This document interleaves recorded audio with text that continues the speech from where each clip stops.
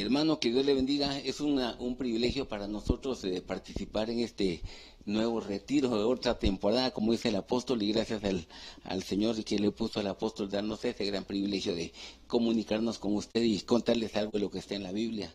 Creo que nos hemos disfrutado un tiempo todos nosotros de lo que Dios está haciendo en cada corazón. Y en base a eso, pues yo también le quiero compartir algo que está en la Biblia y que considero que es adecuado para el tiempo que vivimos. Ahora, ¿por qué? Porque fíjese que yo le quiero hablar de un hombre que usted conoce muy bien, Job.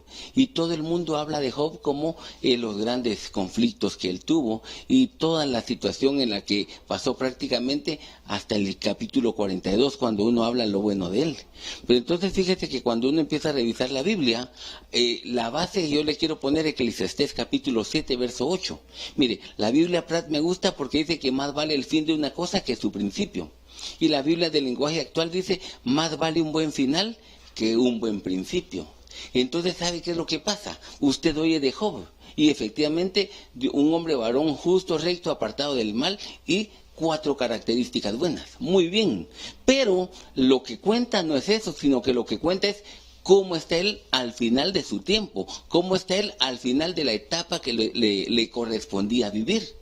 Y sobre eso usted tiene que considerar y tomar decisiones también, porque la primera carta de los Corintios capítulo 10 dice que todo lo que está escrito en el Antiguo Testamento es sombra, es figura y es ejemplo para usted y para mí, que dice que nos alcanzaron los finales de los tiempos. Entonces ahí es donde hay que hacerle la pregunta, ¿cómo va usted? Si lo ponemos a la par de Job. Entonces, fíjese, yo le quiero hablar un poquito de este hombre, porque le repito, Job, mire, uno de los amigos, cuando le empiezan a hablar, mire, esos no lo motivaban, esos lo estorbaban. Pero entonces, mire, este texto siempre me ha gustado, Job 5:17, le dice la Biblia 60, bienaventurado el hombre a quien Dios castiga. Mire, un trato de Dios. Por tanto, dice, oiga, no menosprecies, ¿no qué? No menosprecies, no desprecies, no deseches, no tengas en poco la corrección del Todopoderoso. Mire, el trato de Dios. Y el trato de Dios siempre llega a su vida, llega a la mía. Y lamentablemente hay gente que como no comprende, entonces, mire, puede tener en poco, puede desechar la obra que Dios está haciendo.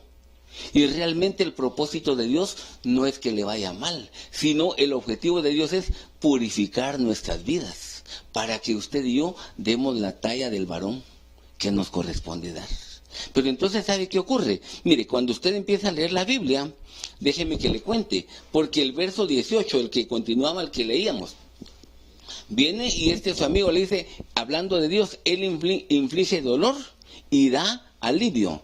Él hiere y sus manos también sanan. Y esto, hermano, lo puede poner usted a la par de lo que dice la Biblia, que Dios juntamente con la prueba, ¿qué hace? Exacto, da la salida. Entonces les dice, hay una herida, pero hay una oportunidad de ser bendecido, de ser sustentado, de que aunque pasemos una etapa que teóricamente no es la mejor del mundo, pero ¿sabe qué pasa? Allí está Dios. Y dice que no seremos probados más allá de nuestras propias fuerzas. Ahora, mire, estamos hablando de un hombre llamado Job, y que él, mire, esa es la clave con la que yo le quiero empezar a explicar esto, porque el verso 19 dice, en 6 tribulaciones te librará. Entonces, mire, ¿qué va a hacer? Te rescatará, te librará. Es decir, vamos a estar en medio de un problema posiblemente, pero estando en medio de un problema, ¿qué dice? Él nos saca, pero dice, en la séptima, oiga, en la séptima no te toca más el mal. Entonces, ¿sabe qué es lo que pasa? El número 6 en la Biblia, usted sabe que es el número que nosotros decimos número de hombre. Entonces, él tenía que ser probado en 6 facetas. Y cuando decimos hay que probarlo en 6 facetas, se oye fácil. 1, 2, 3, 4, 5, 6, ya gané el examen. Se oye bonito, pero ¿sabe qué es lo que usted tiene que ver en ese momento? Es que cada etapa, aunque sea de 1 minuto, o de 1 hora, o de 1 mes, o de 1 año, el tiempo que usted indique, no importa, hay que pasar por eso. Y este hombre pasó por 6 lugares donde, les repito, son ejemplo son figuras y prácticamente cada una de esas es una enseñanza para usted y para mí. Entonces déjeme que le cuente, porque mire, cuando usted lee la Biblia, Job capítulo 1, verso número 8, lo primero que vemos es que viene Satanás y está hablando con el Señor. Usted sabe que llegó de colado con los hijos de Dios y el Señor le habló muy bien de Job. Pero después de eso le dice, ¿y ya viste a Job? Ah, sí, dice él, ¿cómo no va a estar contento Job? Si uno le cercaste, dice la Biblia 60, 1, protección alrededor de él. 2, protección alrededor de su casa. Y 3, protección a todo lo que tiene. ¿Cómo no va a estar contento él? Si ya sabemos lo que estás haciendo. Entonces no, pero haz esto y empieza el enemigo a estorbar. Y ahí viene el proceso en la vida de este varón. Que les repito, Dios daba buen testimonio de él. Entonces, ¿qué es lo que tiene que hacer usted? Evaluemos. Entonces, mire, vamos bien en eso, me imagino. Ahora, tome en cuenta, son 6 tiempos en los cuales este hombre va a vivir. Y cada uno de ellos, les repito, son etapas que son un ejemplo para usted y para mí. Ahora, ¿cómo va a pasar usted? Mire, lo óptimo es que usted gane el examen. 6 puntos básicos. Y entonces empecemos. Mire, empecemos con Job capítulo 1, verso número 14. Ahí empieza a describir un mensajero cuando llega con Job y le dan las malas noticias. Fíjate, le dice, 1, oiga, los bueyes estaban arando, y 2, las asnas estaban con ellos. Pero dice el verso 15, los sabeos atacaron y se los llevaron. Entonces mire el primer trato que le llegó. Ahora, ¿qué es lo que le llegó? Hermano, prácticamente le quitaron todo. Sus animalitos, los bueyes y las asnas. ¿Y eso qué tiene que ver conmigo? Pues mire, ahorita le explico el sabeo, porque la Biblia dice algo interesante. Sin bueyes el granero está vacío. Fíjese, y obviamente por la fuerza del buey hay abundancia de pan. Y Balaam dice que enalbardó su asna y se montó. Entonces aquí hay 2 etapas. Mire, ¿cuál es la primera? 1 es que hay buey. La función laboral, el trabajo. ¿Y qué es la asna? Lo que él utilizaba para desplazar sus productos o como movimiento, o como diríamos en este tiempo, su carro. Entonces, mire, ¿cuál fue el primer trato que le cayó a este hombre? Mire, él estaba bien en su faceta laboral. ¿Cómo estás, Job? Gracias a Dios, bien bendecido. Los negocios marchan muy bien. Hay más ventas, estamos exportando más, hay producción, sembramos al 100 por 1, es la cosecha. Mire, él contaba solo cosas bonitas y le iba bien. ¿Y qué pasa? Bueno, pues de repente, mire, los sabeos. La cautividad llegó a la vida de él, el primer trato. Y en ese primer trato, ¿sabe cuál es el gran problema que hay? En que lamentablemente hay personas que se quedaron en una etapa como esas. ¿Y sabe qué ocurrió? ¿Dónde lo trabajaron? En el trabajo. Y mire que Eclesiastés dice algo bien interesante, que más vale un puño con descanso que ambos puños con trabajo. Es decir, un puño cerrado, un puño abierto. ¿Qué habla? Equilibrio. Mire, dice por el contrario, un hombre que nunca cesa de trabajar. Entonces, ¿qué es lo que empezaron a tratar en la vida de Job? El hecho de que él tenía que aprender a reposar. Y reposar como cuesta, hermano. Porque entonces le dijeron, fíjate, Job, todos los bueyes que tenía, todos se los robaron. Ah, bueno, tengo las asnas, entonces voy a hacer fletes con eso. Y se quedó sin nada. Entonces, ¿qué pasó con eso? Ahora viene él, le repito, mire, dice, me quedé sin trabajo, porque ese es el trato para alguien, mire, en la faceta laboral. Me quedé sin empleo, hermano, pero mire, gracias a Dios tengo carro, tengo moto, voy a hacer Uber, voy a hacer así, de mensajero, lo que usted quiera, ahí voy a estar. Y resulta que hasta el vehículo se le fundió, o se lo robaron, o le pasó algo. Entonces, ¿cómo lo dejaron? La expectativa que tenía, hermano, ¿qué tenés, Job? ¿De trabajo? Ni tiempo me dieron. ¿Cómo vas a vivir? Saber. Mire, el primer trato, ¿cómo le llegó? En una etapa donde, les repito, él cuando vio, de repente, casi, decía él, tengo manos vacías. Bueno, dice él, ¿qué podemos hacer? En eso estaba cuando le llega la segunda noticia. Job, verso 1:16, dice, fuego cayó del cielo. Y oiga, dice, y quemó las ovejas y a los criados, y los consumió. Mira, hermano, la segunda etapa. La primera es fácil, bueno, me quedé sin trabajo, primero Dios, algo va a salir. Y se oye bonito. Se oye bonito porque uno tiene expectativas. Todavía soy joven. Cuando llegue a viejo, de plano me va a costar, pero ahorita soy joven, tengo experiencia, y no solo tengo experiencia, sino tengo buenos conectes, tengo buenos estudios. Mire, todo lo bueno que usted quiera. Pero ya empezó el primer trato. Ahora llega el segundo. ¿Qué pasó? El fuego del cielo cayó y quemó las ovejas. Mire, hermano, ese es otro problema delicado. Porque ahora, mire, le repito, ya sin ingresos, ¿qué hace usted? ¿Qué hará una persona? Digámoslo mejor así, no usted. ¿Qué hará un hermano ahí que tiene problemas? No tiene ovejas. Y no tiene ovejas, ¿y eso qué significa? Génesis 4 habla de Abel, que ¿qué hizo? Presentó una ofrenda al Señor, sus ovejas. Levítico 3 dice que si iba a dar una ofrenda, tenía que ser, ¿qué? Del grupo de las ovejas. Pero eso se oye bonito, muy bien. Entonces, mire, ¿cómo empieza el trato en la vida de una persona? No tiene trabajo, no tiene ingresos. Ahora se va a acercar a Dios. ¿Y cómo llegó? La Biblia decía, cuando alguien llegue a la casa de Dios, jamás se debe de presentar con las manos vacías. Ahora él dice, es que ya no tengo, y lo poco que tengo lo tengo que cuidar.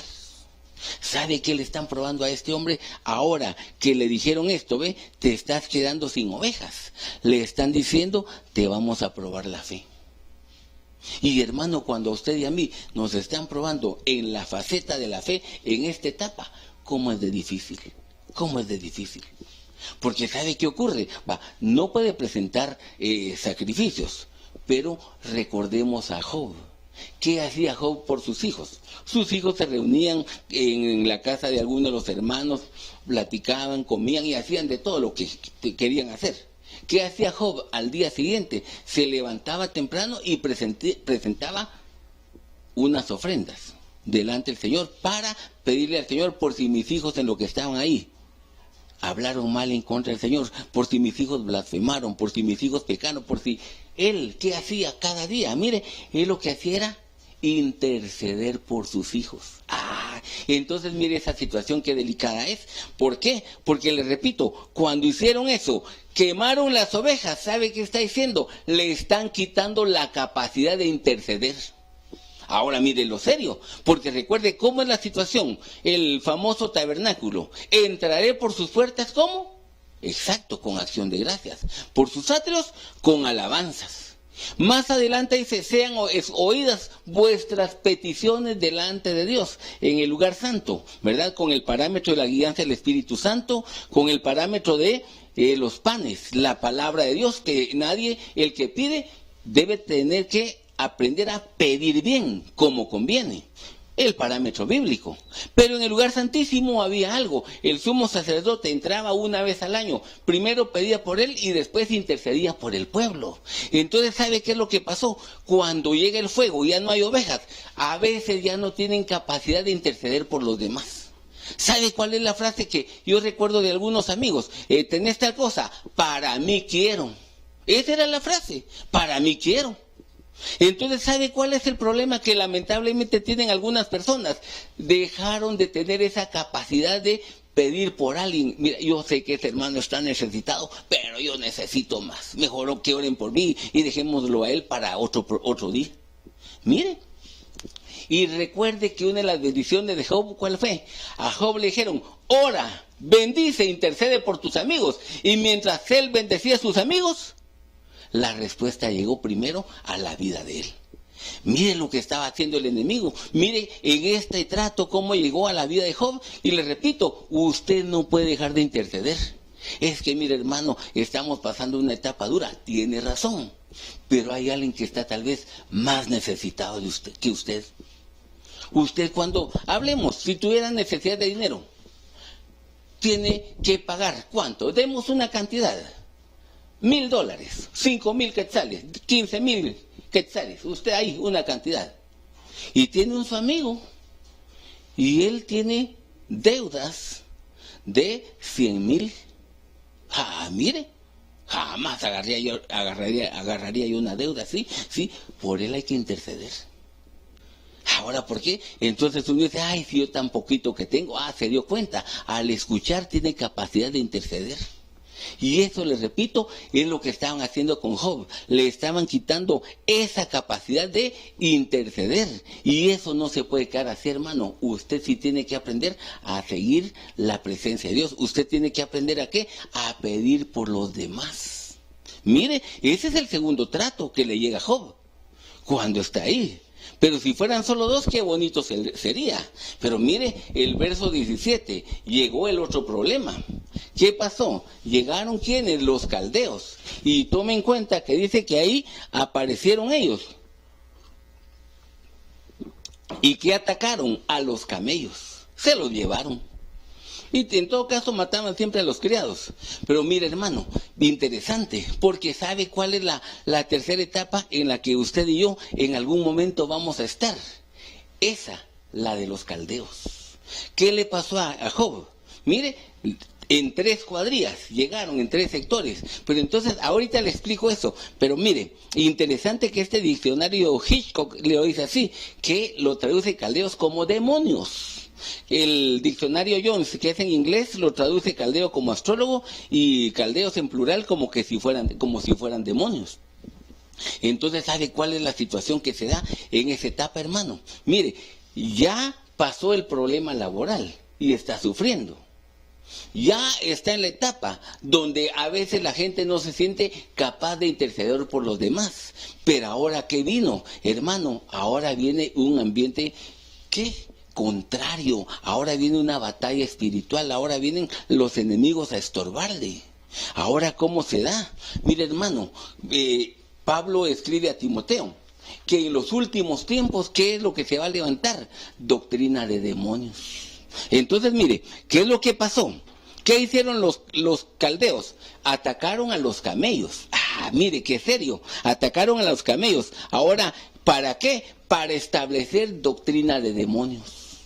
Mire lo delicado, le repito, ¿quién se levantó? El caldeo, los demonios, ¿para qué? Para establecer doctrinas contrarias, ¿a qué? Al pensamiento de Dios. Y cuando usted lo miraba ahí, que dice que los caldeos se formaron en 3 cuadrillas. Y mire qué bonito lo dice Apocalipsis, porque dice 3 espíritus inmundos a manera de ranas. Son espíritus de demonios que hacen señales y obviamente lo que buscan es, hermano, prácticamente confrontarse o pelear en contra de todo lo que es el reino de luz. Reino de tinieblas contra el reino de luz. Mire, ¿qué sería la cuestión? Porque entonces ahí es donde usted va viendo otra etapa. Le repito, ahí está prácticamente una lucha de reino contra reino. Reino de luz, reino de tinieblas. Y entonces, ¿cómo se va a dar esa situación? Porque entonces, mire, venimos nosotros y eso ¿qué va a hacer? Génesis 24 dice algo interesante. Rebeca, cuando la sacaron de ahí de su casa, la llevaron por el desierto y la condujeron precisamente allá, hermano, a la boda con Isaac. ¿Y qué pasó? Ella atravesó el desierto, todo iba bien, pero oiga, dice, descendió del camello. Y la presentaron, mira, ella es la que el Señor te preparó como tu esposa. Él vino, se la llevó y la amó. Isaac, qué bonito, ¿verdad? Pero entonces, mire, viene el apóstol Pablo. Y relacionando esto, él lo dice así, que quiero presentaros como una virgen pura a Cristo. Señor, aquí está tu amada. Pero entonces, ¿qué es lo que está pasando? Porque mire, ¿qué hicieron los caldeos? Atacaron a los camellos.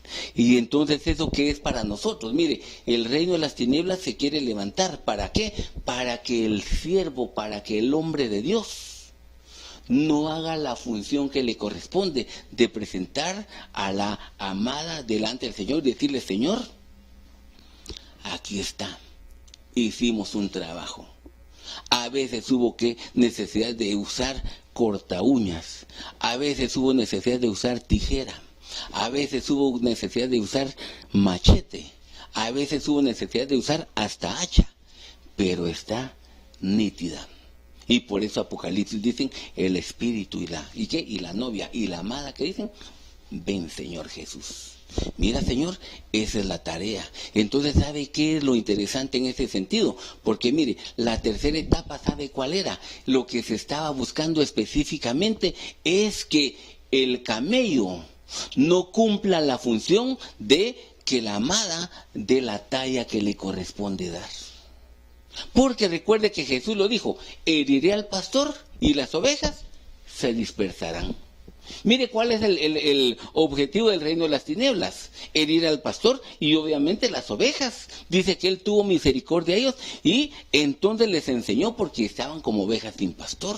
Les dio sustento en distintos momentos. Pero ¿sabe qué es lo que pasa? Esa es la función del reino de las tinieblas, que la amada no se pueda preparar. ¿Por qué? Porque mire, si no hay buey, si hermano, no hay en este caso un camello que pueda ayudarle a atravesar el desierto, ¿dónde va a quedar postrada?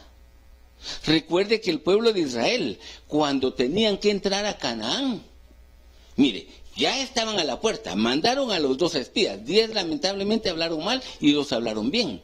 Entonces dijeron, ojalá pudiésemos regresar a Egipto y morir como esclavos. No, dijo el Señor, ustedes atravesaron el Mar Rojo y nunca más volverán por ese lado. Pero la otra parte que pidieron, ahí sí los puedo complacer. Van a quedar postrados en el desierto durante 40 años. Mire, hermano, qué serio eso. Entonces, ¿sabe qué ocurre en esa faceta?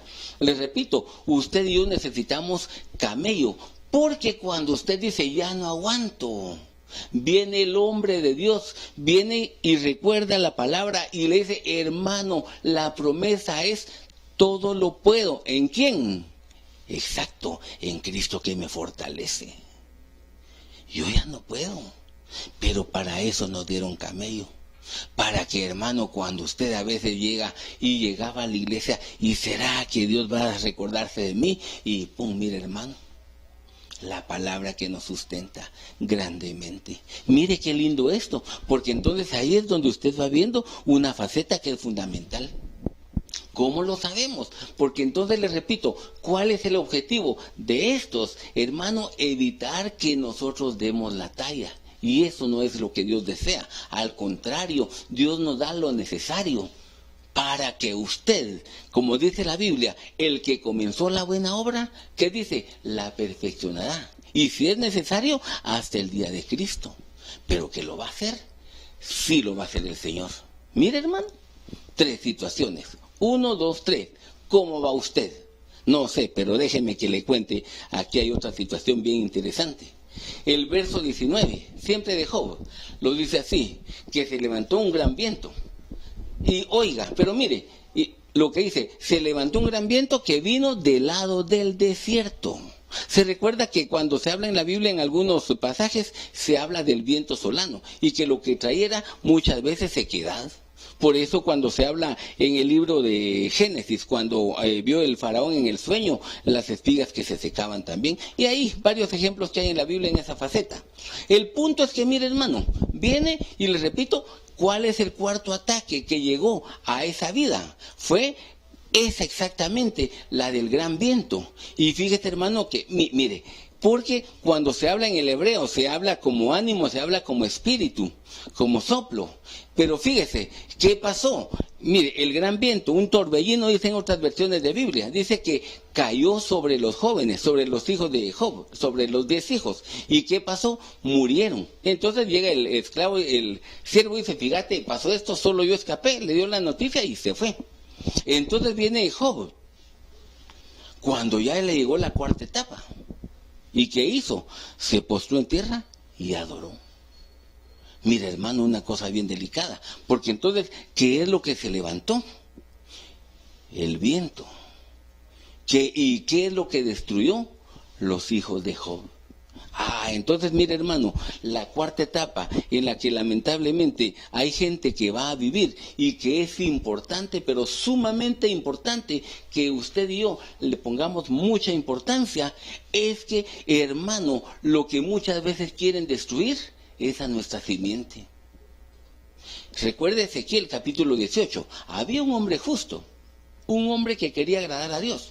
Hizo todo lo bueno para agradar al Señor. De repente tuvo un hijo. Y el hijo, viendo cómo este hombre quería vivir en integridad, quería ser justo delante de Dios, no imitó a su papá en eso, sino que hizo todo lo contrario.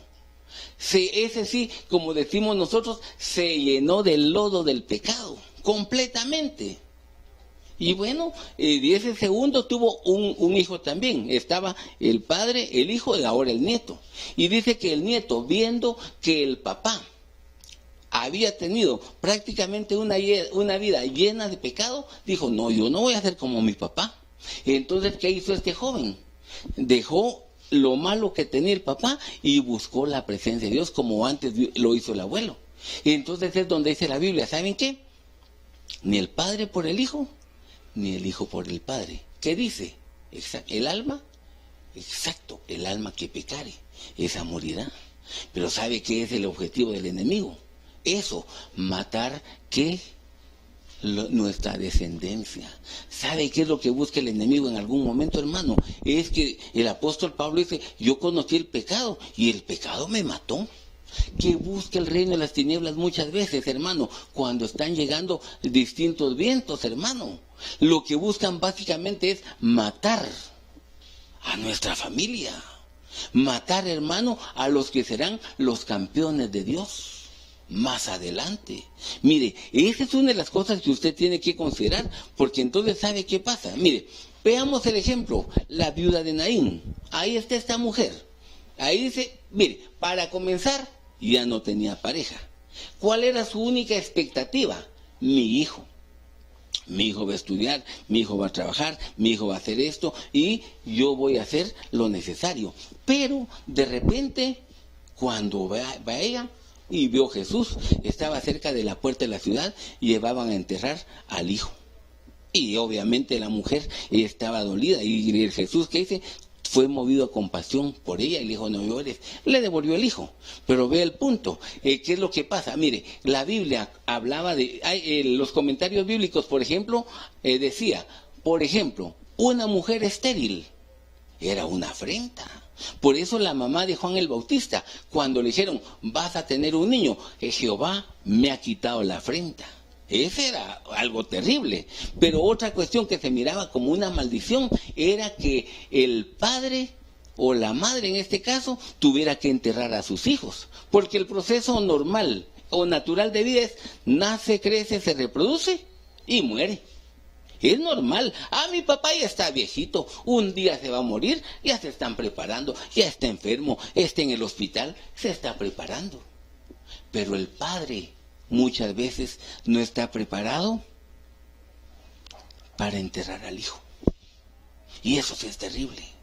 Ahora, ¿por qué? Porque mire, ¿qué es lo que busca el enemigo básicamente? Por eso le decía, está agarrando al hijo. ¿Por qué tenía que morir el hijo? Porque entonces, mire, no hay sucesor.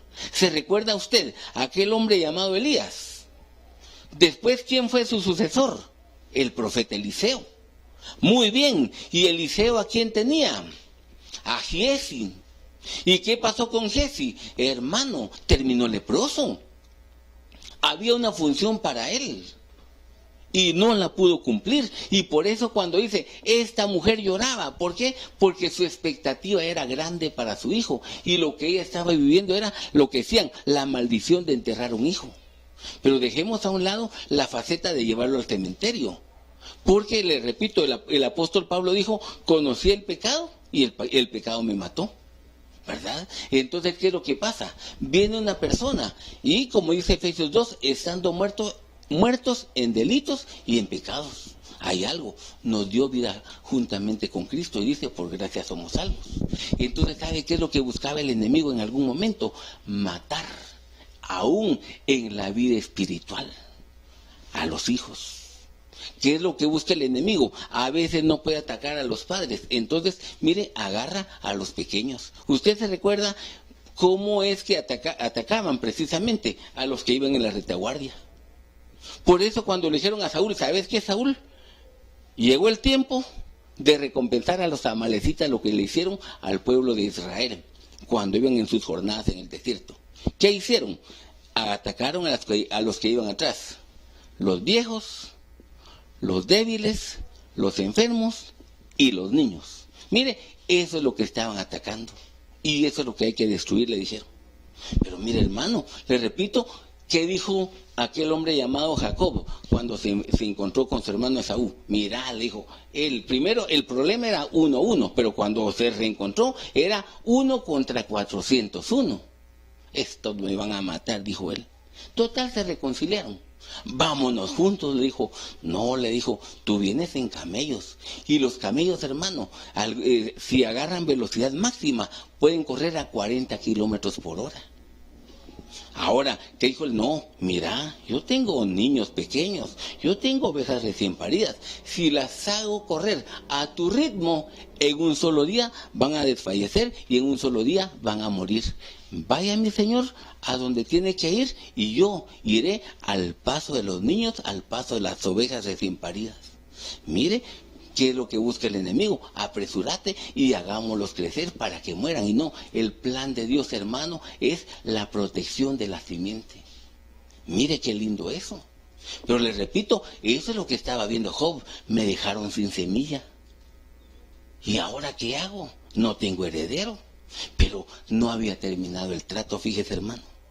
Porque cuando usted empieza a revisar la otra etapa, Job capítulo 2, verso número 7, viene otra vez el enemigo y con el permiso que tenía hirió a Job. ¿Con qué?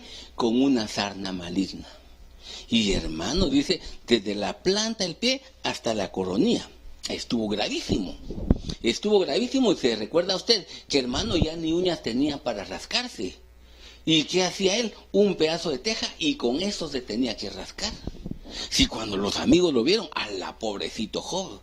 Mire, hermano, esa es una situación fea. Déjeme que le cuente. Mire, uno dice, bueno, llegaron los amigos. Muchachos, ya sabían, se pusieron un mensajito, juntémonos en tal día y saludamos a Job, que dicen que está enfermo, pobrecito, vamos. Y se juntaron. Solo lo vieron, hermano. Se sentaron callados 7 días. ¿Y qué le dijeron? No sabían qué decir. Mire, hermano, yo entiendo esa faceta de él. Déjeme que le cuente. Hace muchos años andábamos con un hermano de la zona 5 y nosotros teníamos el privilegio de bautizar. Hubo un hermano doctor que trabajaba en el hospital en la zona 1 y le habló a un muchacho. Y él recibió a Cristo, pero ese muchacho tenía un tumor, lo tenía detrás de sus ojos, en toda esa parte ahí, un tumor cerebral que había crecido mucho. Sus ojos no son como los nuestros así, sino estaban completamente abiertos. Fíjese, no podía ya ni moverlos, sino casi solo fijos. ¿Por qué? Por eso mismo, las pestañas y todo eso abierto. Su nariz, que debería ser normal, estaba completamente levantada. Su boca no la podía cerrar porque el tumor había crecido tanto y estaba ciego. Hermano, cuando yo vi eso y había que dar palabra de aliento antes de bautizar al muchacho, ¿usted cree que yo tenía palabra? Me pasó las mismas de estos amigos de Job.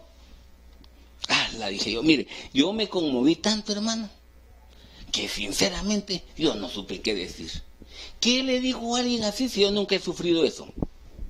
¿Qué le dice uno a una persona que ha sufrido lo que nosotros jamás hemos vivido? Hay momentos donde, mire, uno se siente limitado. Pero como yo con ese hermano le dije, mira, habla vos, predicaos. Y él predicó. Y Dios lo usó y le llevó consuelo a la gente y todo. Y lo bautizamos en agua. Bonito. Después, a su tiempo, como un mes después, me cuenta la hermana Mili, fíjate que el muchacho que fueron a bautizar, en el bautismo en agua, el Señor lo sanó.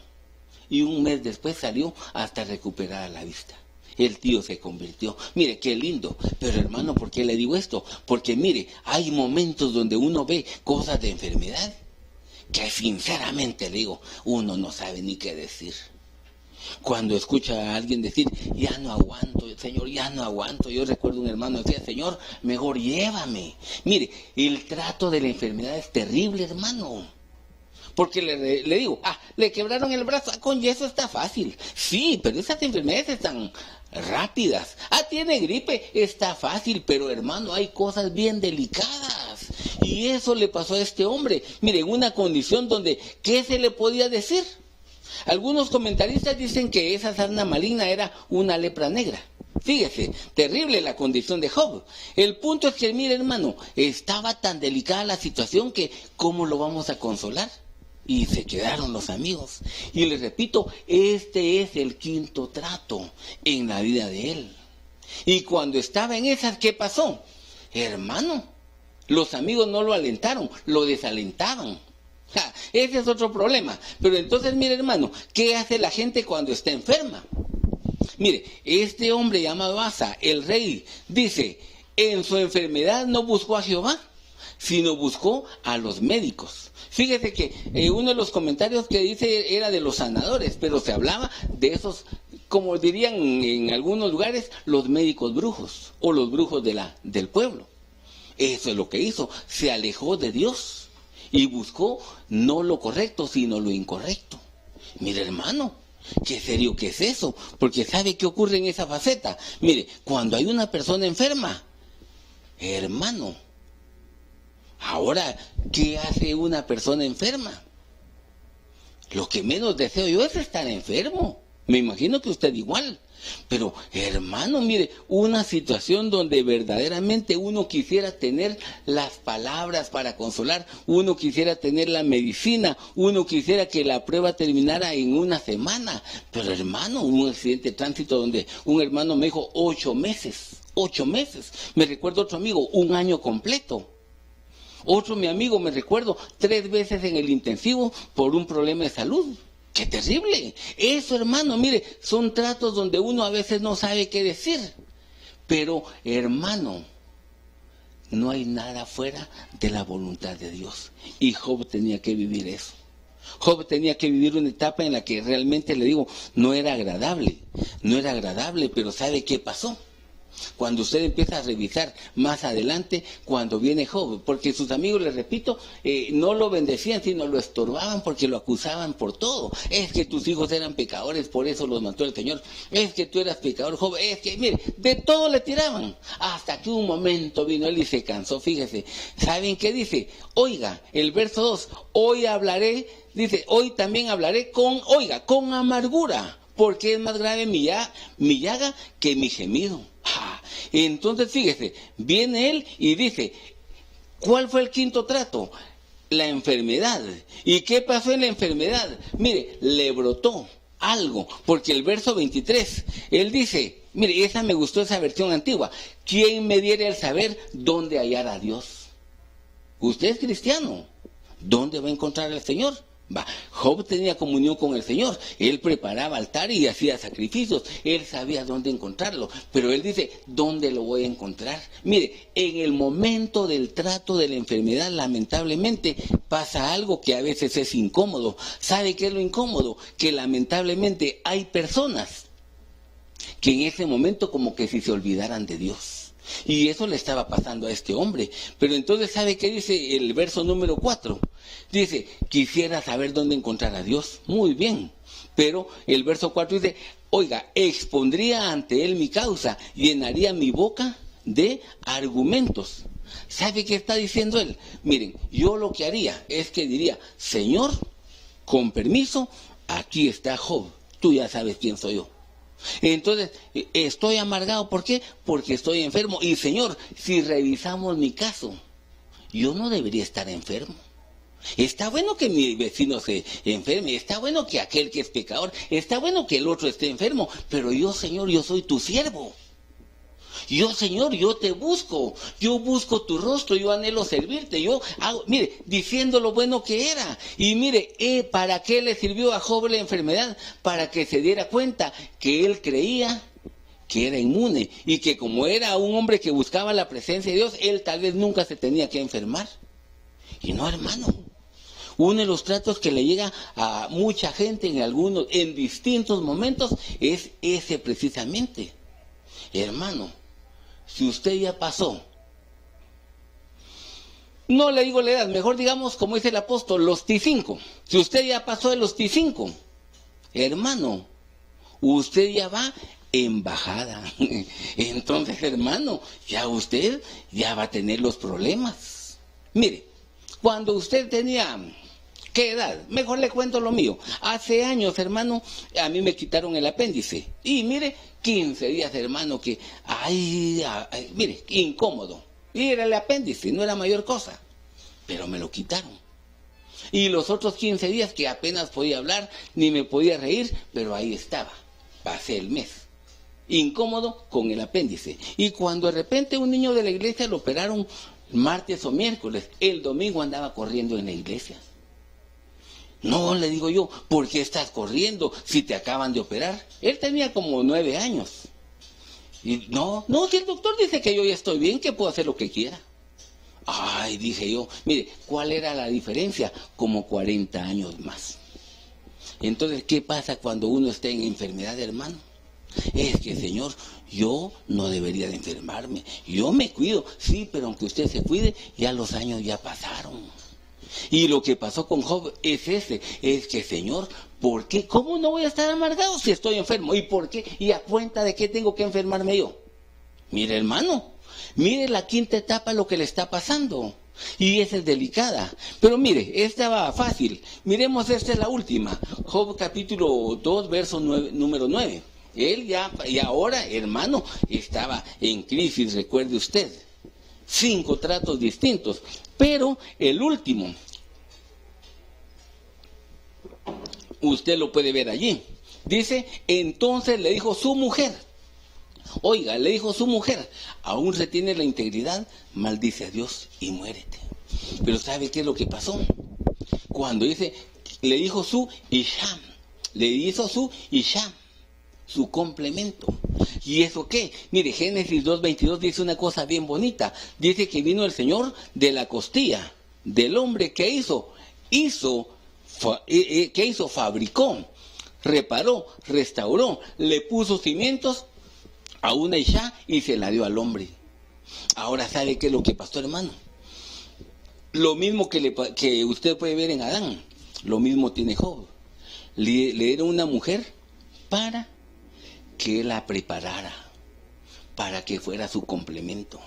El punto es cómo él estaba haciendo con su complemento. Porque miren, veamos algo como lo negativo. Adán y Eva. A Adán le dijeron, el Señor le dijo tal y tal y tal cosa. Vino él, le dio una instrucción a Eva. Y cuando la serpiente le habló a Eva, dijo, es que el Señor dijo que este árbol ni siquiera lo toquemos. Mire, una mala información.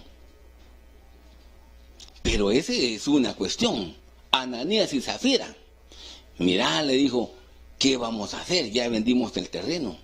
Digamos lo que lo vendimos en tanto. Se pusieron de acuerdo para mentir y engañar. Mire, les condujo a la muerte. ¿Por qué? Porque el complemento nosotros lo formamos de acuerdo a lo que necesitamos o de acuerdo a lo que nosotros somos. ¿Quién enseñó? Hermano, a que no busquemos de Dios. ¿Quién enseñó a hacer cosas y que no deben? Mire, la autoridad. Ahí tenemos que ver, porque entonces, mire, hermano, aquí hay una cosa interesante, esa como me gusta, porque fíjese que cuando usted lo ve en esta versión, mire, lo dice así bonito, 1 Corintios 11:7, la mujer refleja la gloria del varón. Mire, no es lo mismo, no es como nosotros lo leemos en otras, sino dice, la mujer refleja la gloria del varón. Usted sabe que dicen, detrás de un gran hombre hay una gran mujer.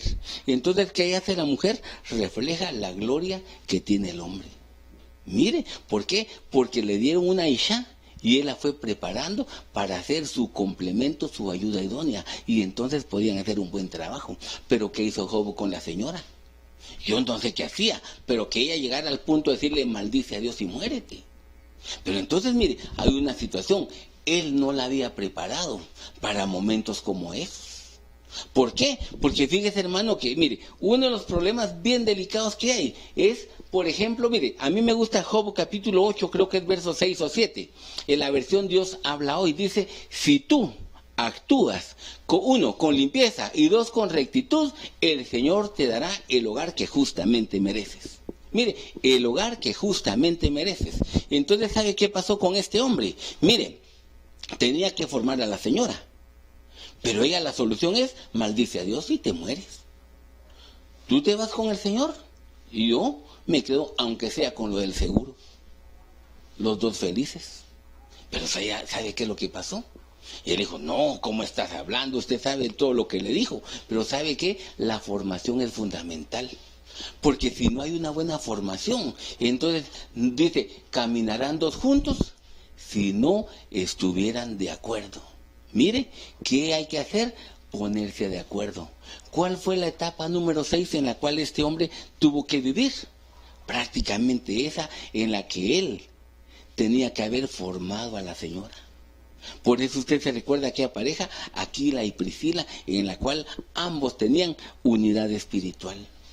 Hermano, esa es una de las grandes bendiciones que hay, donde les repito, ¿cómo vamos a sobrellevar las pruebas? Mire, la mujer de Job no había aprendido en eso, pero Dios hizo una obra grande en ella, que cuando usted lo ve al final, hermano, ¿qué es lo que ocurre?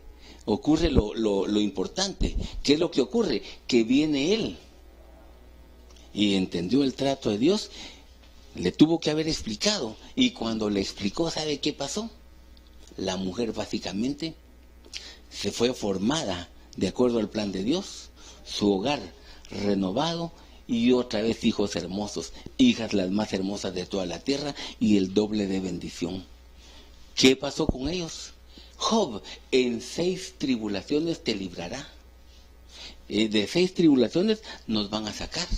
Mire, yo no quiero que vivir eso, Señor. No es de que no quiera, sino que aunque pases por las aguas, no te ahogarás. Y si por el fuego, no te quemarás. Es decir, no puede evadir eso. Pero la promesa es, yo estoy contigo. Y la promesa es, te sustentaré con la diestra de mi justicia. Y eso es lo que usted tiene que ver. Entonces, mire, el resumen está ahí. Viene Job y es atacado en 6 situaciones. Pero la promesa es que, y en la 7ª, no te tocará el mal. Entonces, ¿sabe qué es lo que tiene que hacer usted, hermano? Y en lo cual tenemos que considerar lo básico, ya que estamos próximos a terminar, es, mire, en primer lugar, usted ha pasado problemas tal vez laborales, tal vez en su vida espiritual no tiene el deseo de interceder, tal vez usted cree que no está preparado para dar la talla espiritual, tal vez usted piensa que sus hijos prácticamente van a estar lejos de la comunión de Dios, tal vez usted como consecuencia de la enfermedad ha sentido que Dios no lo ama. Mire, y tal vez agregándole ese como, ahí sí que como tapa el pomo, problemas en el hogar. A todo eso, este hombre dijo, antes de oídas, te había oído. Ahora, cambio de dimensión, mis ojos te ven. ¿Usted qué quiere? Hermano, yo quisiera verlo, pero sin pasar eso. Hermano, la misericordia de Dios está ahí. El brazo de Jehová todavía está extendido. Todos los días, dice Dios, está extendiendo sus manos hacia un pueblo que, lamentablemente, en el caso de Israel, era un pueblo rebelde. El suyo no. Y yo, hermano, tenemos que ser sensibles a lo que Dios quiere hacer. Así que, mire, solo le quiero decir algo importante. Es un tiempo en el cual usted tiene que reflexionar. Y si usted que está allí viendo por el canal, por los medios de comunicación del Ministerio de Benecer, nunca ha entregado su corazón a Cristo, yo le hago la invitación, reciba a Cristo en su corazón. Dígale, Señor, entra en mi corazón y transforma mi vida. Y hermanos, si usted de alguna manera se alejó del Señor y necesita reconciliarse con el Señor, el año de la reconciliación es este. Y entonces dígale, Señor, tal cosa, usted ya sabe cómo es buscar la comunión con Dios. Entonces acérquese a Él. Y si usted, hermano, también está viviendo etapas que han sido duras para usted, dígale, Señor, necesito que me des de tu vigor, necesito que me des de tu fortaleza, porque le vuelvo a recordar, la promesa es, el que comenzó la buena obra la va a perfeccionar. ¿Qué necesita usted? ¿Qué necesito yo, hermano? Lo que necesitamos es acercarnos y decir, Señor, en tus manos me quiero poner, en tus manos pongo a cada una de las personas que están en mi hogar, mi pareja, mis hijos, mis padres, Señor, trabaja en cada uno de nosotros y te suplicamos, cúbrenos con tu sangre preciosa y Dios, danos el gozo de nuestra salvación y que tu pueblo, Dios, sea sustentado con tu palabra. Los bendecimos en el nombre de Jesús. Gracias por tu obra, Dios amado. Los bendecimos en el nombre de Jesús. Amén, amén. Que Dios le bendiga, hermano. Muy pronto, volvemos con el gran Retiro Internacional de Verano 2020, año de la reconciliación. Le rogó al hombre que hicieran esto y él accedió. Y entonces pues Eliseo, hermano, iba y ahí dormía, descansaba.